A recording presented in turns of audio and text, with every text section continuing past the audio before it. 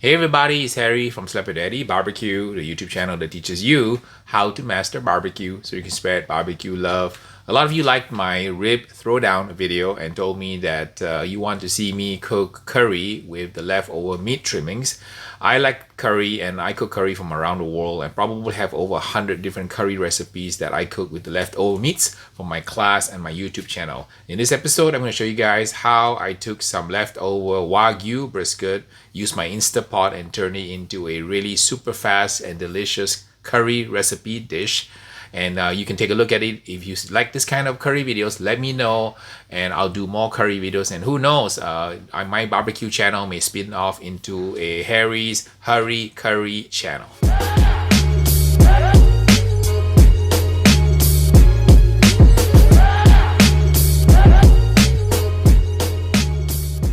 Both briskets have been trimmed for competition, and the gold is the one on my left and then the black is the one on my right. So let me talk you through some of the differences that you will notice when you buy these briskets.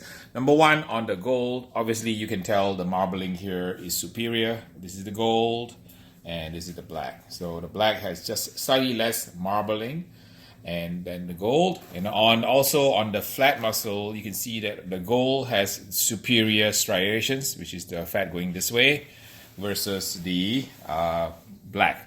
Both are excellent eating briskets, don't get me wrong, but now we are kind of splitting hairs. People always asking me, the gold is probably about $50-$60 more than the black. So is it worth the difference? I think it is, because both these briskets are aged at least 20 plus days, sometimes even 40 days. So you're going to get a already aged brisket. These are wet aged briskets aged in a cryovac. And some folks like that kind of style aging versus dry aging. I have future videos to explain kind of difference between different aging methods, but for this video, just be assured that the gold brisket has a lot more striations and marbling than the black briskets. Now that doesn't mean that it will be any better or any worse. It's just that that's how we started with the raw product here. The rest of the trimmings actually went into the pot because I'm going to do an Instapot special. Feel like a little bit of beef stew since it's cold and rainy. You can see outside it's raining on my pool. It's cold and rainy and wet in Los Angeles, so a nice hot beef stew tonight would be wonderful with some garlic bread. So we're going to use the trimmings to make some beef stew. Sometimes the trimming can also be used to make Texas style beef sausage. You can grind your own sausage, make it at home, but you can freeze it also so you have enough to make sausage. But tonight we're going to have some wonderful beef stew. With the Instapot beef, I decided that I was going to make beef stew, but I changed my mind because I have some ingredients here. I have a packet of some medium hot Japanese style curry. For those of you who have never tried Japanese curry, it's a wonderful way to cook curry. A lot of the folks in Japan, a lot of Indians went to Japan, and what they did was they actually influenced the Japanese culture with their cuisine. So Indian folks like curry, so they started making curry in Japan. It became very, very popular. So the Japanese then adapted the Indian curry. What is different about Indian curry and Japanese curry is that the Japanese curry, they typically use something like a vegetable to form the base of the curry or the body of the curry. Most Indian curries use something like something dairy like yogurt, or we use coconut milk. I'm going to use some coconut milk because I'm originally from Asia and a lot of our curries are done using a coconut milk base. Now this is not the sweet coconut milk, this is the regular coconut milk that's unsweetened. So we're going to use a can of coconut milk, some of the Japanese style curry paste already pre-prepared. So it makes it easier. You can buy this in any grocery store in America today. So you don't have to kind of like spend a lot of time pounding and shredding and chopping all your spices and sauteing them. We're gonna add some aromatics like some garlic, some onion, some ginger. We're gonna have some of these curry leaves. I live in Diamond Bar, so there's a large Indian population here, so you can get fresh curry leaves or frozen in the store. If you cannot have it, don't worry, just skip this item. A little bit of tomato paste, and then some vegetables like carrots for sweetness, a little tomato for color and tartness, and then get some carbs in there with some potatoes at the end. A little bit beef broth to add for some liquid, and we're ready to go. We start off the beef curry process by gently sauteing the brisket. Now this is going to be a really special beef curry because this is $400 worth of Wagyu we just trimmed for the brisket throwdown. These are all the trimmings from the Wagyu brisket, so this is going to be really, really good beef curry. Once you have it kind of browning a little bit, you want to add a little bit of Slap Your Daddy seasoning. I like to use my my moolah beef rub First Place USA. So go ahead and get some beef rub in there. Nice, 1 tablespoon.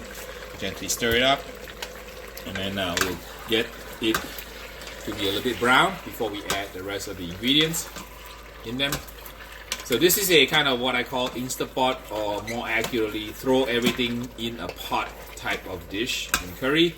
So if you're a student in a dorm, or you are a kind of a parent at home, always rush for time and you don't have time to cook, this is kind of like my one pot Instapot, throw everything in a pot kind of dish. And it cooks in about maybe 30 minutes or so, and you're gonna have some wonderful beef curry to go with some steamed rice or some noodles that you can make. Here's the ingredients all set up. So I always tell people, make sure that when you cook, always do a mise plat. Mise plat is a French term meaning for cooking in place. Get all your ingredients ready so you don't have to scramble around the kitchen to kind of hunt things down. And talking about hunting things down, when I was in the refrigerator, I found a jar of old curry paste, which I'm going to try to use also. So we're going to do a little fusion curry of a little bit of Japanese style curry from the golden curry mix. We're going to combine it with some Asian style curry paste. So we're going to do a little fusion beef curry bonus Instapot special for you. The Wagyu chunks have been nicely browned with a little bit of Separate Daddy seasoning. Now it's time to put in the little bit of aromatics. We're going to put some ginger sliced together with some chopped onion in there. We're going to stir it, fry until it's translucent, and then get some color on the onions before we add the rest of the ingredients. To make things cook faster on your Instapot, it's hard sometimes to use the pressure cooker lid, but if you have a glass lid like so, you can also use a glass lid. That kind of speeds up things a little bit on your Instapot. We've had the onions in and the ginger in for a little bit, and you notice how the onion has become what we call translucent, kind of like transparent. So we cook the onion a little bit to release all the flavors and the juice. We're going to add a few more ingredients now. Let's go ahead and add the garlic with some curry leaves and a little bit of tomato paste. Right, stir it in. Now, if you don't have curry leaf, don't panic. I live in Diamond Bar with a large Indian community, so I can get frozen and fresh curry leaf. If you don't have curry leaves, don't worry about it. Just see if you can get some tomato paste. The tomato paste adds a richness to curries. If you follow some of the British style curry traditions, they have something called butter chicken. So butter chicken came about because they wanted to make a non-spicy chicken. So the chef decided to add some tomato paste in the curry, maybe make it a little slightly ketchupy, and it turned out to be a hit. So I sometimes use tomato paste in my curries because I think it gives a body and a richness that you cannot find when you don't add it. You smell curry, Beans? I smell curry. You like curry? Do dogs like curry, Beans? The tomato paste has kind of been incorporated into the dish. Now we're ready to add the golden curry mixture.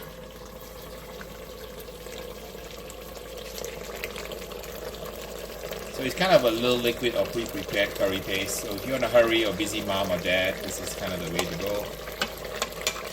And we're going to add a little bit of the curry paste also. This is the jar I found in my refrigerator, so if you have a jar of curry paste handy, you can go ahead and use it. Go ahead and make it 2 tablespoons in there. And 2, need one more for spicy, not spicy curry. Hit it one more time. You're good. Alright. Stir it up a little bit. So it's beginning to actually look like curry now. Not a lot of work, just some good technique and some tips, and you can create your own wonderful Indian style curry. Well, in this case, it's actually Asian and Japanese curry, so I stand corrected.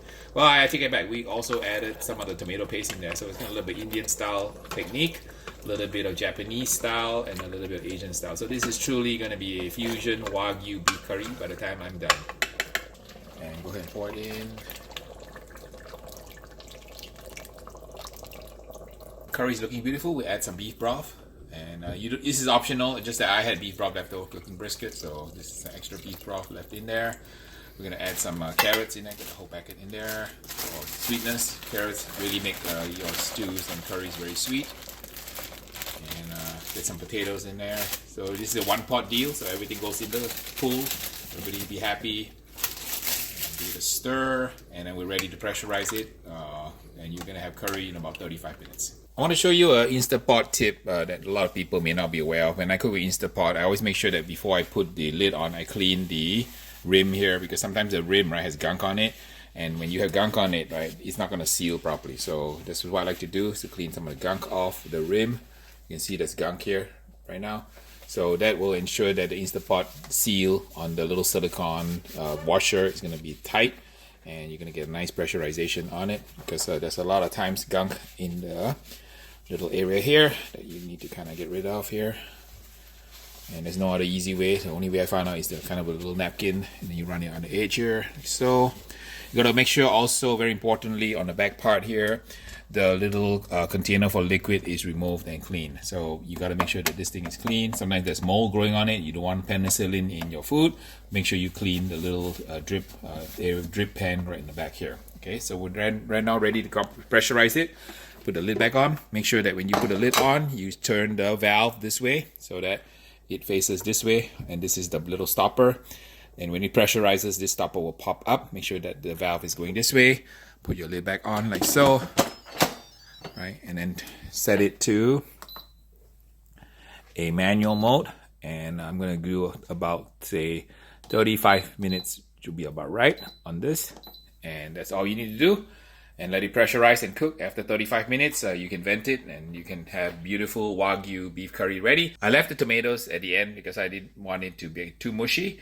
So the carrots and the potatoes will be nice and soft, but I want to add the tomatoes at the end because I wanted to kind of get a little bit of a texture on the tomato. So this now is getting pressurized. After a few minutes, you can hear the sound, and then the popper is about to pop. So we get lucky. We might be able to see the moment by which the popper pops. That means that the container and the vessel is fully pressurized. So that will come up slowly eventually and pop up and hold the pressure so that it cooks like a pressure cooker. So you got to make sure that kind of this thing is pointed that way, right? So that it can pressurize properly. If it doesn't pressurize properly, you have to figure out what happened and then fix your pressure cooker.